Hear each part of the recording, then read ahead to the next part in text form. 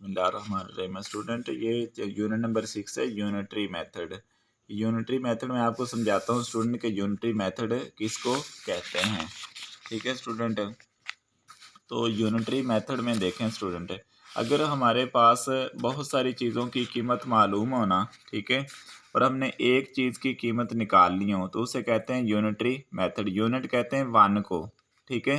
तो unitary method का मतलब है कि ये एक ऐसा तरीका होता है जब हमें बहुत सारी चीज़ों की कीमत दी गई होती है, ठीक है, और साथ वो चीज़ों की ना तादाद भी दी गई होती है कि वो चीज़ें हैं कितनी, ठीक है। तो हम उसमें एक चीज़ की कीमत निकाल लेते हैं, इसे कहते हैं यूनिटरी मेथड।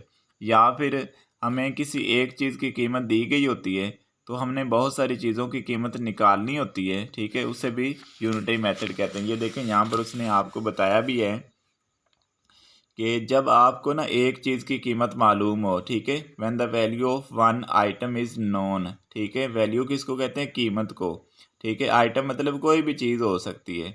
तो जब आपको किसी एक चीज़ की कीमत मालूम हो ना, तो the value of many item, तो बहुत सारी चीज़ों की, मैनी मतलब बहुत सारी, आइटम चीज़ें, तो बहुत सारी चीज़ों की मालूम करने के लिए हम क्या करते हैं, मल्टीप्लाई कर देते हैं, ठीक है ना। तो इसी तरह से when the value of many items of the same kind is known, कि जब आपको बहुत सारी चीज़ों की कीमत मालूम हो ना, ठीक है, तो आप एक चीज़ की कीमत में कैसे मालूम करते हैं, डिवाइड करके, ठीक है ना स्टूडेंट। तो ये रूल याद रखना है कि जब आपको एक चीज़ की कीमत पता हो, ज़्यादा की मालूम करनी हो तो मल्टीप्लाई करें, जब ज़्यादा की मालूम हो और एक की मालूम करनी हो तो फिर हम डिवाइड करेंगे। जैसे ये देखें क्वेश्चन नंबर 1 में कह रहा है price of one geometry box is 76 rupees. एक ज्योमेट्री बॉक्स की कीमत कितनी है, 76 रुपये, ठीक है। तो 26 ज्योमेट्री बॉक्स की कीमत मालूम करनी है ना, एक की मालूम है, 26 की मालूम करनी है।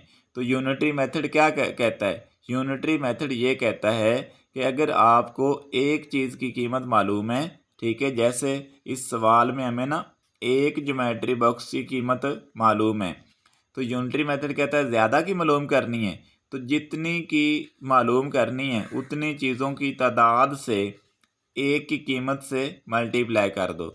यानी एक की कीमत 76 है, 26 ज्योमेट्री बॉक्स की कीमत मालूम करनी है, तो हम एक ज्योमेट्री बॉक्स की कीमत जो कि 76 रुपये है, हम उसको 26 से मल्टीप्लाई कर देंगे क्योंकि हम 26 ज्योमेट्री बॉक्स की कीमत मालूम करना चाहते हैं। तो हम इसको यहाँ पर लिख लेते हैं price of one geometry box, ठीक है, मतलब एक ज्योमेट्री बॉक्स की प्राइस, प्राइस कहते हैं कीमत को, price of one geometry box, कि जो एक ज्योमेट्री बॉक्स है ना उसकी प्राइस कितनी है, 76 रुपीज़ है, ठीक है। RS का मतलब होता है रुपीज़ और 76 रुपीज़ है।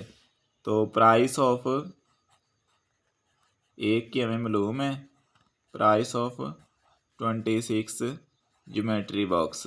तो एक से ज़्यादा की मालूम करनी जब आपको एक चीज़ की कीमत मालूम हो और एक से ज़्यादा की मालूम करनी हो, तो यूनिटरी मेथड ये कहता है कि जितनी एक चीज़ की प्राइस है उसको जितनी चीज़ों की प्राइस मालूम करनी है ना उससे मल्टीप्लाई कर दो। तो यहाँ पर हमें एक ज्योमेट्री बॉक्स की प्राइस 76 रुपये मालूम है ना, हम कितने ज्योमेट्री बॉक्स की कीमत निकालना चाहते हैं, 26 की, तो इसलिए 76 को 26 से मल्टीप्लाई करके देख लेते हैं कितने रुपए आ जाता है। तो अभी हम 76 को मल्टीप्लाई कर देंगे 26 से, 6 बार 36, 36 का 6 इधर लिख देंगे और 3 कैरी हो गया, ठीक है। 6 7 बार 42 और 42 में 3 कैरी डाल देंगे तो 45 हो जाएगा, ठीक है। अभी पहले के नीचे क्रॉस, 2 6 बार 12, 12 का 2 इधर लिख लेंगे, 1 कैरी हो गया, 2 7 बार 14 और 14 और 1 15। अभी ऊपर नीचे जमा कर देंगे, 6 का नीचे 6 आ जाएगा, 5 और 2 7 हो जाएंगे, 4 और 5 9 हो जाएंगे, 1 का 1 आ जाएगा। इसका मतलब है कि 26 ज्योमेट्री बॉक्स की प्राइस कितनी बन गई, 1976 रुपये। RS का मतलब है रुपए। तो ये स्टूडेंट इस तरह से, तो यूनिटरी मेथड में क्या है कि अगर एक चीज़ की कीमत मालूम है तो जितनी चीज़ों की कीमत मालूम करने चाहते हैं उतने से मल्टीप्लाई कर दो। जैसे मेरे सवाल में एक ज्योमेट्री बॉक्स की कीमत मुझे मालूम थी 76 रुपये, मैंने 26 की मालूम करनी थी, तो इसलिए 76 को 26 से मल्टीप्लाई कर दिया, तो ये कितनी आ गई 1976 रुपये। अभी अगले सवाल में कहता है if the price of one ice cream is 55 rupees. एक आइसक्रीम है, उसमें ना कितनी कीमत है 55 रुपये, यानी एक आइसक्रीम की कीमत 55 रुपये है, तो 17 आइसक्रीम की कीमत हमने मालूम करनी है। तो वही ऊपर वाला सवाल है, यहाँ पर ज्योमेट्री बॉक्स था और कीमत 76 रुपये थी, यहाँ पर क्या है आइसक्रीम है और कीमत 55 रुपये है, सिर्फ नाम चेंज हो गया और थोड़ी सी कीमत चेंज हो गई है।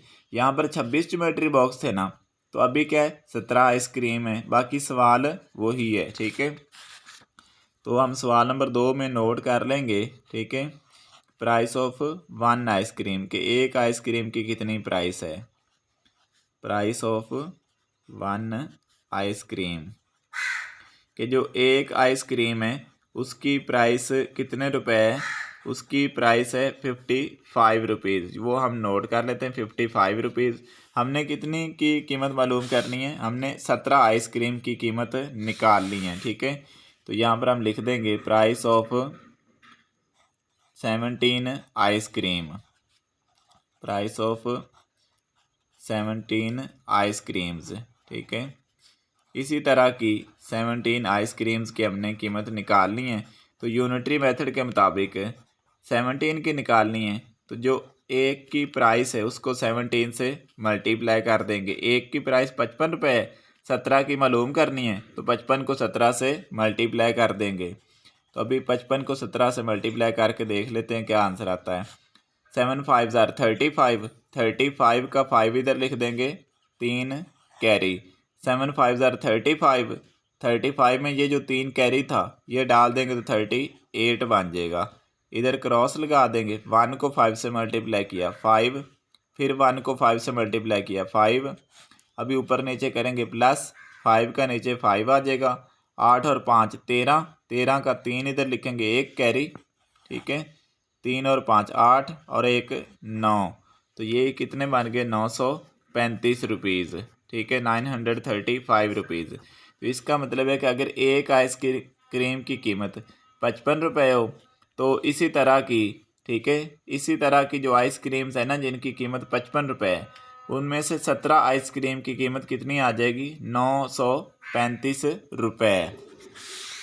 अभी नेक्स्ट क्वेश्चन में कहा गया है if the price of a popcorn pack is 37 rupees, कि अगर एक पॉपकॉर्न की जो प्राइस है ना, ठीक है, वो 37 रुपीज़ हो, तो बताएं इसी तरह के, सच का मतलब होता है इसी तरह के, ठीक है ना, क्योंकि और तरह के लेंगे तो फिर क्या हो जाएगा, फिर तो कीमत चेंज हो जाएगी ना, सेम चीज़ों की कीमत वही रहती है। ठीक है, तो एक पॉपकॉर्न की प्राइस जो है 37 रुपीज़ है, तो बताएं अगर इसी तरह के हम 71 पॉपकॉर्न खरीदेंगे तो उनकी कीमत कितनी होगी। तो यहाँ पर ये लिख लेते हैं प्राइस ऑफ वन, ये क्वेश्चन नंबर 3 है, इसमें हम लिख लेते हैं price of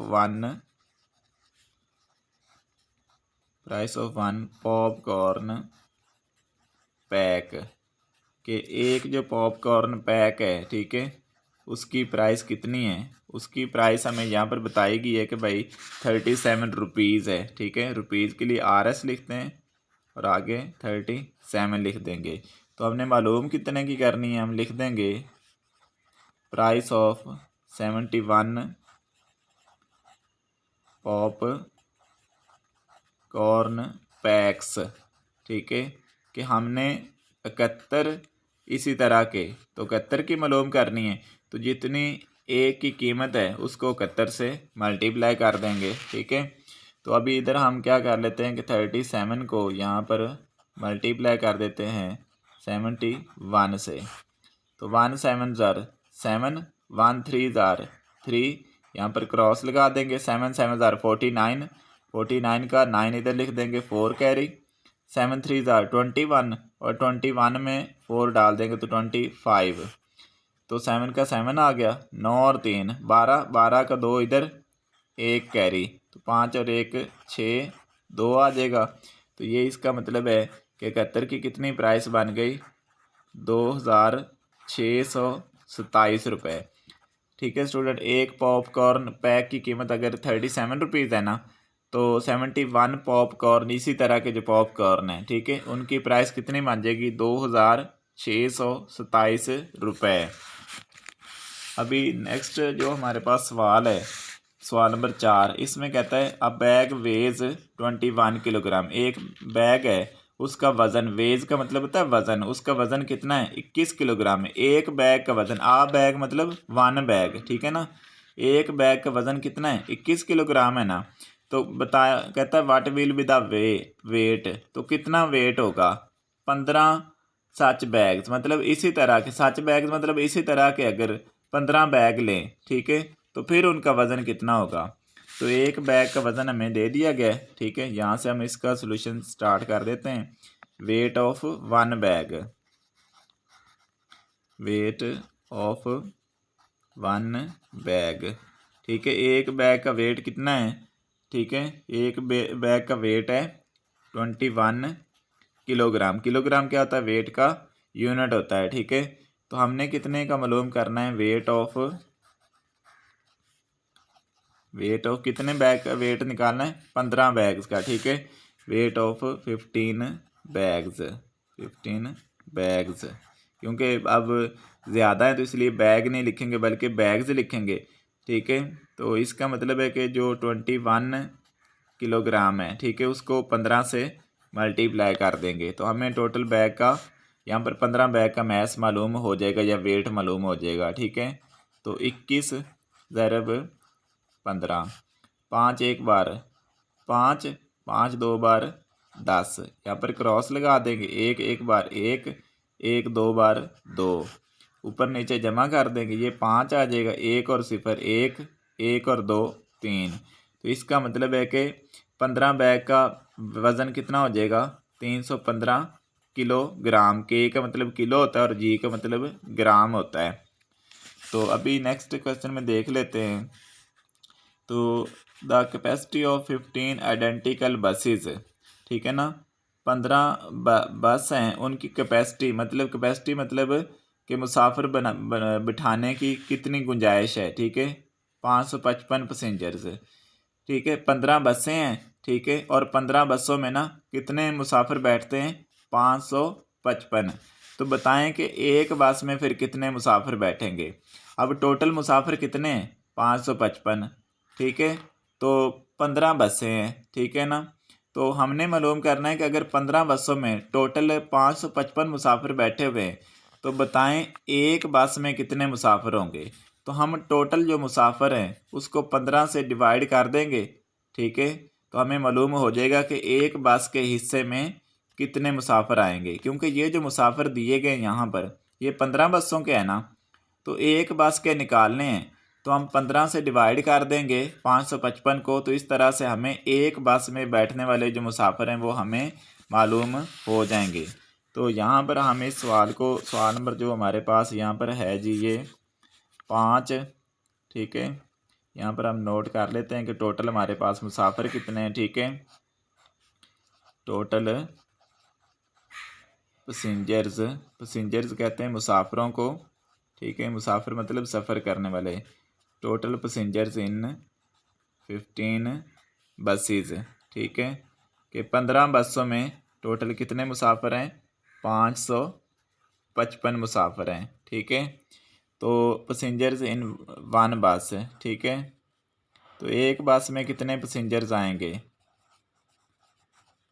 passengers in one बस, एक बस में कितने पैसेंजर होंगे, जितने, ये देखें, जितने 15 में हैं उसको हम 15 से डिवाइड कर देंगे, ठीक है, टोटल मुसाफिरों को 15 से डिवाइड कर देंगे तो एक बस में मुसाफिरों की तादाद मालूम हो जाएगी। तो अभी 555 को जो कि 15 बसों में मुसाफिर, इसको डिवाइड करके देख लेते हैं, ठीक है, 15 3 बार 45 हो जाएगा ना, ठीक है, कि यहाँ पर 45 है। तो यहाँ से ये 5 में से 5 माइनस किया 0, 5 में से 4 माइनस किया 1, और ऊपर से नीचे उतारेंगे 5, तो 5 15 7 बार 105, ठीक है, 105। तो ये कितना आ गया 37। इसका मतलब है कि एक बस में कितने मुसाफिर होंगे 37 पैसेंजर होंगे। जब भी स्टूडेंट यूनिटरी मेथड यही कहता है कि अगर आपके पास ज़्यादा चीज़ों की कीमत मालूम है, ये जो कुछ भी मालूम है, आप एक की मालूम करना चाहते हैं ना, एक आइटम की, ठीक है, तो आप क्या करेंगे, टोटल को एक आइटम की तादाद से डिवाइड कर देंगे। यहाँ पर मुझे 15 बसों में मुसाफिरों की तादाद मालूम थी, मैंने एक बस में मुसाफिरों की तादाद मालूम करनी थी, तो जितनी 15 बसों की तादाद थी ना मुसाफिरों की, उसको मैंने 15 से डिवाइड कर दिया, तो मुझे एक बस में मुसाफिरों की तादाद मिल गई।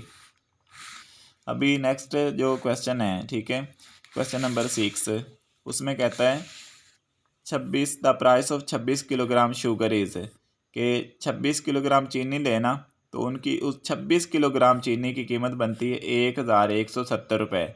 तो बताएं फिर 1 किलोग्राम की कीमत कितनी होगी। तो ये भी वही सवाल है कि ज़्यादा चीज़ों की कीमत दी गई है, एक की मालूम करनी है, तो टोटल कीमत को इस 26 से डिवाइड कर देंगे तो हमें 1 किलोग्राम चीनी की कीमत मिल जाएगी, ठीक है।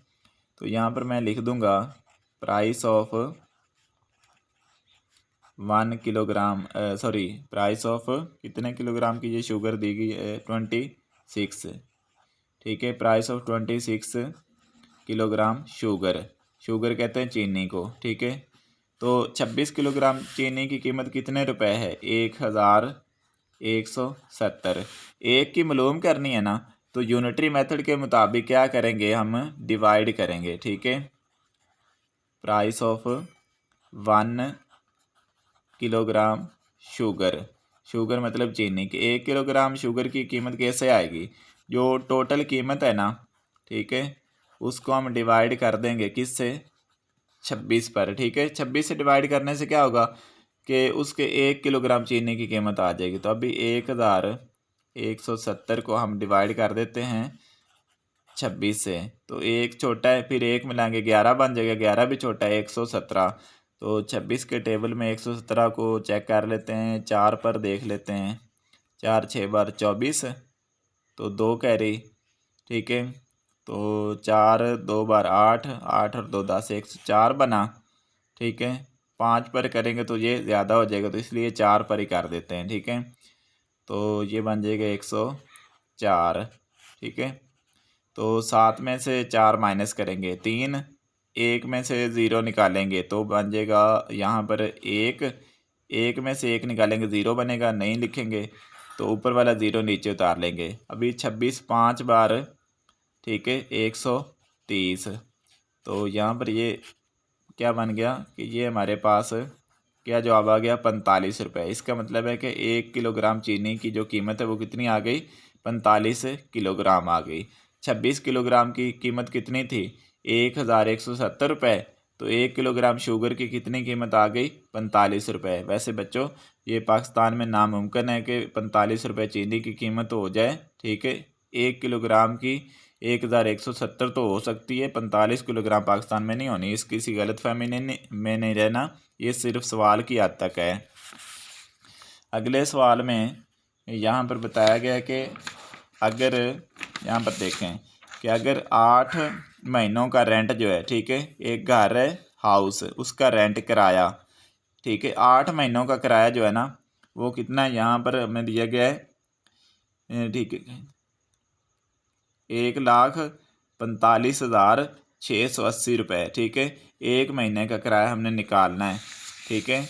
तो यहाँ पर 8 महीनों का किराया हमें दे दिया गया, तो हम लिख लेंगे रेंट ऑफ 8 मंथ्स, ठीक है, रेंट ऑफ 8 मंथ्स, ठीक है। 8 मंथ्स का जो रेंट है ऑफ हाउस, ठीक है, कि हाउस मतलब जो घर का 8 महीनों का किराया है वो कितना है, 1,45,680 रुपये, ठीक है। किराया कितना बन गया 8 महीनों का, 1,45,680 रुपये। तो 1 महीने का हमने रेंट यहाँ से निकालना है, रेंट ऑफ 1 मंथ, ठीक है, ऑफ हाउस मतलब घर का जो 1 महीने का किराया होगा वो कितना बनेगा। हमें मालूम है कि एक चीज़ की कीमत मालूम करनी हो तो टोटल जो होता है उसको हमें चीज़ों की तादाद से डिवाइड कर देते हैं। तो टोटल किराया कितना है, 1,45,680 कितने महीनों का है, 8 महीनों का है। तो हम 8 से डिवाइड कर देंगे, ठीक है, यहाँ पर 8 से डिवाइड कर देते हैं। तो इधर 1,45,680 को हम डिवाइड कर देते हैं 8 से। 8 2 बार 16 हो जाएगा, इसलिए 8 एक बार 8 ही लिख देते हैं, ठीक है। तो 14 में से 8 6, ऊपर से नीचे क्या उतारेंगे 5, ठीक है। 8 8 बार 64 होता है, ठीक है। तो 8 8 बार 64 यहाँ पर हम लिख लेंगे। तो 5 में से 4 1, यहाँ पर 6 में से 6 0 नहीं लिखेंगे, ऊपर से ये वाला 6 नीचे उतार लिया 16। तो ये हो जाएगा 8 2 बार 16, ठीक है। ऊपर से ये वाला नीचे 8 उतार लेंगे। अभी मालूम है कि 8 एक बार 8, ठीक है। तो यहाँ से 0 बचेगा, ऊपर से ये वाले भी 0 उतार लेंगे, ठीक है। 0 8 0 बार 0, ठीक है। तो इसलिए यहाँ पर ये क्रॉस ये कितना बन गया, ये किराया तकरीबन आ गया जी हमारे पास आंसर 18,210 रुपये। इसका मतलब है कि एक महीने का जो किराया है ना वो कितना है, 18,210 रुपये है। अगले सवाल में यहाँ पर कहा गया है the cost of 35 register, 35 register की कीमत कितनी है, 5,075 रुपये। एक रजिस्टर की कीमत निकालनी है, ठीक है। तो हम यहाँ पर लिख लेंगे कास्ट ऑफ, जो हमें यहाँ पर दी गई कास्ट मतलब कीमत, कास्ट ऑफ 35 रजिस्टर्स, ठीक है।